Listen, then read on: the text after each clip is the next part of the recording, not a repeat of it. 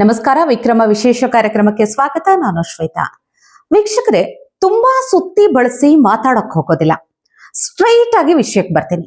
ದೇಶದಲ್ಲಿ ಬಿಜೆಪಿ ಮತ್ತು RSS ಒಂದೇ ಮಾತರಂ ಗೀತೆ 150 ವರ್ಷ ಪೂರ್ಣಗೊಳಿಸಿದ ಸಂಭ್ರಮಾಚರಣೆ ಮಾಡ್ತಾ ಇದೆ. ಆದ್ರೆ ಇನ್ನೊಂದು ಕಡೆ ಕಾಂಗ್ರೆಸ್ನ ಹಿರಿಯ ನಾಯಕ, ರಾಷ್ಟ್ರೀಯ ಅಧ್ಯಕ್ಷ ಮಲ್ಲಿಕಾರ್ಜುನ ಖರ್ಗೆ ಅವರು ಒಂದೇ ಮಾತರಂಗೆ ಸಂಬಂಧಿಸಿದಂತೆ RSS ಮತ್ತು ಬಿಜೆಪಿ ವಿರುದ್ಧ ಕಿಡಿಕಾರ್ತಾ ಇದ್ದಾರೆ. ಖರ್ಗೆ ಸಾಹೇಬರು ಟ್ವೀಟ್ ಮಾಡಿ ಬಿಜೆಪಿ ಮತ್ತು RSSಗೆ ಒಂದೇ ಮಾತರಂ ಬಗ್ಗೆ ಯಾಕೆ ಹಿಂಜರಿಕೆ ಇದೆ ಅಂತ ಪ್ರಶ್ನಿಸಿದ್ದಾರೆ. ಬಿಜೆಪಿ ತನ್ನ ಕಚೇರಿಯಲ್ಲಿ ಮತ್ತು RSS ತನ್ನ ಸಂಘದಲ್ಲಿ ಎಂದಿಗೂ ಒಂದೇ ಮಾತರಂ ಹಾಡಿಲ್ಲ. ಬದಲಿಗೆ ಬಿಜೆಪಿ ಮತ್ತು RSS ನಮಸ್ತೆ ಸದಾ ವತ್ಸಲೆಯನ್ನ ಹಾಡುತ್ತವೆ. ಏಕೆ? ಇದು ಖರ್ಗೆ ಅವರ ಪ್ರಶ್ನೆ. ಈ ಹೇಳಿಕೆ ನಂತರ ದೇಶದಲ್ಲಿ ತುಂಬಾ ಚರ್ಚೆ ಆಗ್ತಿದೆ. ಇನ್ನೊಂದು ಕಡೆ ಪ್ರಧಾನಿ ನರೇಂದ್ರ ಮೋದಿ ಅವರು ಕಾಂಗ್ರೆಸ್ನ ಹೆಸರನ್ನ ನೇರವಾಗಿ ತೆಗೆದುಕೊಳ್ಳದೆ ಅದರ ಮೇಲೆ ಗುರಿ ಇಟ್ಟು ದೇಶದ ರಾಷ್ಟ್ರೀಯ ಗೀತೆಯಾಗಿರುವ ಒಂದೇ ಮಾತರಮನ್ನ ಟಾರ್ಗೆಟ್ ಮಾಡಿ ಡಿವೈಡ್ ಮಾಡ್ತಾ ಇದ್ದದ್ದು ಯಾಕೆ ಅಂತ ಕೇಳಿದ್ದಾರೆ. ರಾಷ್ಟ್ರ ನಿರ್ಮಾಣದಲ್ಲಿ ಒಂದೇ ಮಾತರಂ ಅನ್ನೋದು ಒಂದು ಮಹಾ ಮಂತ್ರ ಆಗಿತ್ತು.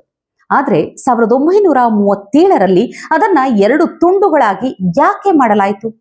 ಇದು ಪ್ರಧಾನಿ ನರೇಂದ್ರ ಮೋದಿ ಅವರ ಹೇಳಿಕೆಯಾಗಿತ್ತು, ಪ್ರಶ್ನೆಯಾಗಿತ್ತು. ಈಗ ಒಂದೇ ಮಾತರಂನ ಕೆಲವರು ಒಪ್ತಾ ಇಲ್ಲ, ಕೆಲವರು ಒಪ್ತಾ ಇದ್ದಾರೆ. ಸೊ ನಾವೀಗ ದೇಶದಲ್ಲಿ ಗೀತೆ ಒಂದೇ ಮಾತರಂನ ಇತಿಹಾಸ ಏನು ಮತ್ತು ಒಂದೇ ಮಾತರಂ ಹೇಳಲು ಹಿಂಜರಿತಾ ಇರೋರು ಯಾರು ಎಲ್ಲವನ್ನ ನೋಡ್ತಾ ಹೋಗೋಣ. ಒಂದೇ ಮಾತರಂ, ವೀಕ್ಷಕರೇ, ಇದರ ರಚನೆಕಾರರು ಬಂಕಿಂ ಚಂದ್ರ ಚಟ್ಟೋಪಾಧ್ಯಾಯ ಅವರು. ಈ ಗೀತೆಗೆ ಈಗ ರಾಷ್ಟ್ರೀಯ ಗೀತೆಯ ಸ್ಥಾನಮಾನ ಸಿಕ್ಕಿದೆ.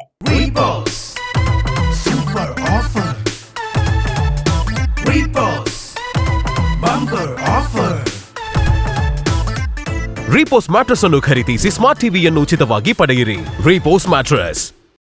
ಪ್ರತಿ ಭಾರತೀಯನು ಒಂದೇ ಮಾತರಮನ್ನ ದೇಶದ ಮಾತೃಭೂಮಿಗಾಗಿ, ದೇಶದ ಸ್ವಾತಂತ್ರ್ಯಕ್ಕಾಗಿ ಮತ್ತು ದೇಶಕ್ಕೆ ನಮನ ಮತ್ತು ಗೌರವವನ್ನು ಸಲ್ಲಿಸಲು ಹೆಮ್ಮೆಯಿಂದ ಹೇಳುತ್ತಾನೆ.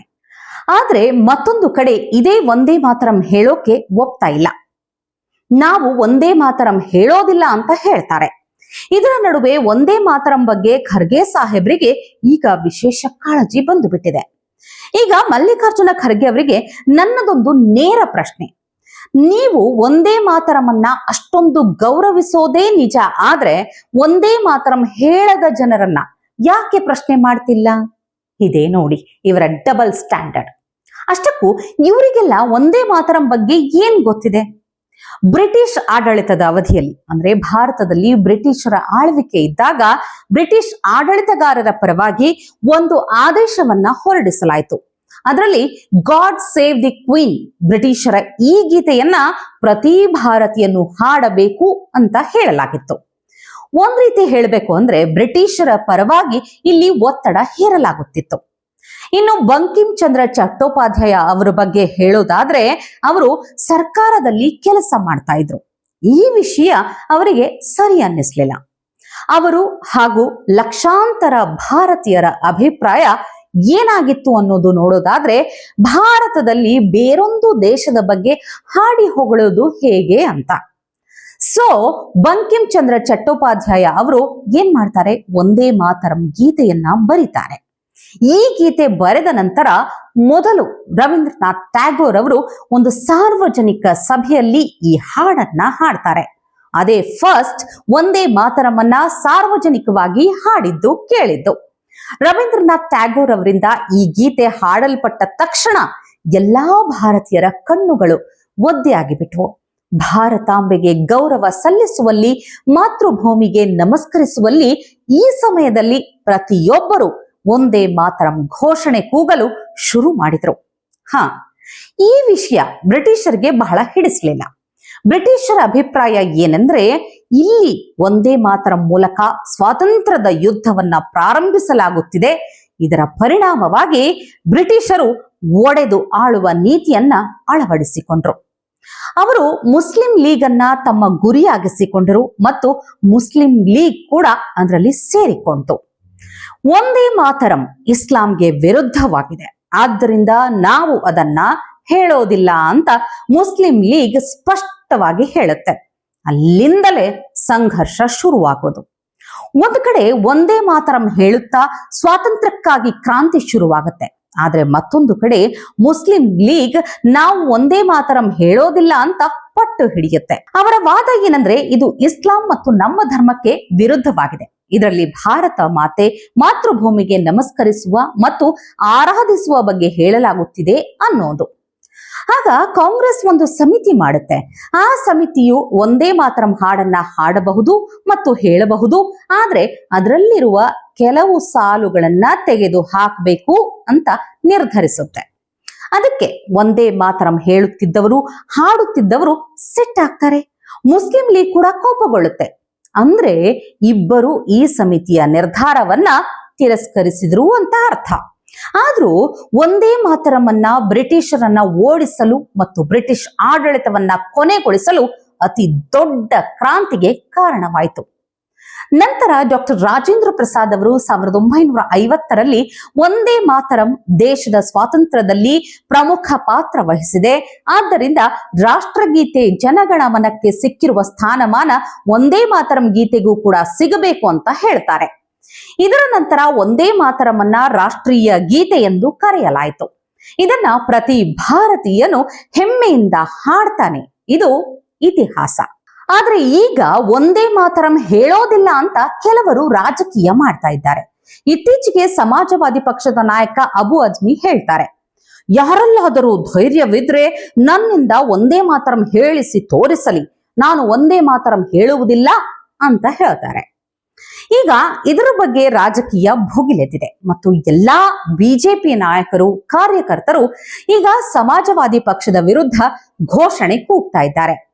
ಇತ್ತೀಚೆಗೆ ಅಬು ಅಜ್ಮಿ ಅವರ ಮನೆಯ ಹೊರಗೆ ಬಿಜೆಪಿ ಒಂದು ದೊಡ್ಡ ಸಭೆಯನ್ನ ಏರ್ಪಡಿಸಿತ್ತು ಮತ್ತು ಅಲ್ಲಿ ಒಂದೇ ಮಾತರಮನ್ನ ಸಾರ್ವಜನಿಕವಾಗಿ ಹಾಡಲಾಯಿತು ಕೂಡ. ಇದರ ಬಗ್ಗೆನೂ ರಾಜಕೀಯ ನಡೀತಾ ಇದೆ. ಆದ್ರೆ ಇದು ಮೊದಲ ಬಾರಿನ ಇಲ್ಲ. ಇದಕ್ಕೂ ಮೊದಲು ನಾವು 2013ಕ್ಕೆ ಹೋಗೋಣ. ಆಗ SP ಸಂಸದ ಶಫೀಕುರ್ ರೆಹಮಾನ್ ಬರ್ಕ್ ಅವರು ಸಾರ್ವಜನಿಕವಾಗಿ ನಾನು ಒಂದೇ ಮಾತರಂ ಹೇಳುವುದಿಲ್ಲ, ಇದು ಇಸ್ಲಾಂ ವಿರುದ್ಧವಾಗಿದೆ ಅಂದಿದ್ರು. ಸಮಾಜವಾದಿ ಪಕ್ಷದ ಸಂಸದ ಶಫೀಕುರ್ ರೆಹಮಾನ್ ಬರ್ಕ್ ಅವರು ಲೋಕಸಭೆಗೆ ಕಾಲಿಡ್ತಾರೆ. ಲೋಕಸಭೆಯಲ್ಲಿ ಬಜೆಟ್ ಅಧಿವೇಶನದ ಕಾರ್ಯಕಲಾಪ ನಡೀತಾ ಇತ್ತು. ಅದೇ ಸಮಯದಲ್ಲಿ ಬಜೆಟ್ ಅಧಿವೇಶನವನ್ನ ಅನಿರ್ದಿಷ್ಟಾವಧಿಗೆ ಮುಂದೂಡಬೇಕಾಗಿತ್ತು. ಆಗ ಎಲ್ಲಾ ಸಂಸದರು ತಮ್ಮ ಕುರ್ಚಿಯಿಂದ ಎದ್ದು ನಿಂತು ಒಂದೇ ಮಾತರಂ ಹಾಡಲು ಪ್ರಾರಂಭಿಸುತ್ತಾರೆ. ಒಂದೇ ಮಾತರಂ ಹಾಡು ಪ್ರಾರಂಭವಾದ ತಕ್ಷಣ ಸಮಾಜವಾದಿ ಪಕ್ಷದ ಸಂಸದ ಶಫೀಕುರ್ ರೆಹಮಾನ್ ಬರ್ಕ್ ಅವರು ಸದನದಿಂದ ಎದ್ದು ಹೊರ ನಡೆಯುತ್ತಾರೆ. ಅವರು ಹೊರ ನಡೆದ ತಕ್ಷಣ ದೇಶಾದ್ಯಂತ ಗೊಂದಲ ಉಂಟಾಗುತ್ತೆ. ಅವರು ಆಗ ಮಾಧ್ಯಮದ ಮುಂದೆ ಇಸ್ಲಾಂ ವಿರುದ್ಧವಾಗಿದೆ ಇದು ಅಂತಾನೆ ಆರೋಪ ಮಾಡ್ತಾರೆ. ಇಸ್ಲಾಂನಲ್ಲಿ ಯಾರಾದರೂ ನಮಸ್ಕರಿಸಿದರೆ ಅದು ಕೇವಲ ನಮ್ಮ ಅಲ್ಲಾಗೆ ಮಾತ್ರ. ಅಂದ್ರೆ ನಮ್ಮ ತಲೆ ಕೇವಲ ನಮ್ಮ ಅಲ್ಲಾ ಮುಂದೆ ಮಾತ್ರ ಬಾಗುವುದು, ಇದರ ಹೊರತಾಗಿ ಬೇರೆ ಯಾರಿಗೂ ಇಲ್ಲ ಅನ್ನೋದನ್ನ ಅವರು ಹೇಳ್ತಾರೆ. ಈಗ ವಿಷಯ ಬಿಜೆಪಿ ಮತ್ತು RSS ಸ್ವತಃ ಒಂದೇ ಮಾತರಂಗೆ 150 ವರ್ಷಗಳು ಪೂರ್ಣಗೊಂಡಿರುವ ಕಾರಣ ಸಂಭ್ರಮ ಆಚರಿಸುತ್ತಿದೆ. ಕೆಲವರು ಒಂದೇ ಮಾತರಂ ಹೇಳಲ್ಲ ಅಂತಿದ್ದಾರೆ. ಸ್ಪೆಷಲಿ ಹೇಳಬೇಕು ಅಂದ್ರೆ ಅವರ ಬಾಂಧವರು. ಆದ್ರೂ ಮಲ್ಲಿಕಾರ್ಜುನ ಖರ್ಗೆ ಅವರು ಒಂದೇ ಮಾತರಂ ಹೇಳುವುದಿಲ್ಲ ಅಂದವರನ್ನ ಯಾಕೆ ಪ್ರಶ್ನೆ ಮಾಡ್ತಾ ಇಲ್ಲ? ಅವರನ್ನ ಪ್ರಶ್ನಿಸೋದಕ್ಕೆ ಏನಾದ್ರೂ ಭಯನಾ? ಇನ್ನೊಂದು ದೇಶದ ಎಲ್ಲಾ ಮುಸ್ಲಿಮರು ಈ ವಿಷಯವನ್ನ ಒಪ್ಪುವುದಿಲ್ಲ. ಕೆಲವು ಮುಸ್ಲಿಮರು ತಾವು ಒಂದೇ ಮಾತರಂ ಹೇಳುತ್ತೇವೆ ಅಂತಾರೆ. ಭಾರತ್ ಮಾತಾ ಕಿ ಜೈ ಅಂತ ಘೋಷಣೆ ಕೂಗೋದಕ್ಕೂ ಅವರು ಹಿಂಜರಿಯುವುದಿಲ್ಲ. ಆದ್ರೆ ವಿಚಿತ್ರ ನೋಡಿ, ಈಗಲೂ ದೇಶದಲ್ಲಿ ಕೆಲ ಮುಸ್ಲಿಮರಿದ್ದಾರೆ. ಅವರು ನಾವು ಒಂದೇ ಮಾತರಂ ಅಥವಾ ಭಾರತ್ ಮಾತಾ ಕಿ ಜೈ ಎಂದು ಹೇಳುವುದಿಲ್ಲ, ಕಾರಣ ಇದು ಇಸ್ಲಾಂಗೆ ವಿರುದ್ಧವಾಗಿದೆ ಅಂತ ಹೇಳ್ತಾರೆ. ಅಂದ್ರೆ ದೇಶಕ್ಕಿಂತ ಅವರಿಗೆ ಅಲ್ಲಾಹುನೇ ಸರ್ವೋಚ್ಚ ಆದಂಗಾಯ್ತು. ಮಲ್ಲಿಕಾರ್ಜುನ ಖರ್ಗೆ ಅವರೇ, ನಿಮಗೆ ನೇರವಾದ ಸವಾಲು. ನೀವು ಈ ದೇಶವನ್ನ ಗೌರವಿಸೋದೇ ಆದ್ರೆ ಒಂದೇ ಮಾತರಮನ್ನ ಒಪ್ಪಿಕೊಳ್ಳದವರನ್ನ ತಾಕತ್ತಿದ್ರೆ ಪ್ರಶ್ನೆ ಮಾಡಿ ನೋಡಿ.